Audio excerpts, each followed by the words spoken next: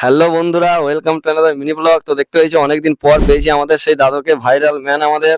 এই চান করে বাড়ি যাচ্ছে, বালতি আছে এদিকে, বদনা রয়েছে। তো দাদু কেমন আছো? ভালোই আছি। তো অনেকদিন পর তোমার সাথে কথা, কেমন লাগছে ক্যামেরার সামনে? ভালোই লাগছে। তা এতদিন তুমি কোথায় ছিলে? তোমার আমরা দেখা পাচ্ছিলাম না কেন? ঘরে ছিলুন।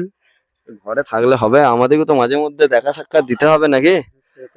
আজকে কিছু শোনাবে ছোট্ট করে একটু? কি বলছো? আজ ছোট করে হবে না। কেন গো? টাইম নাই না?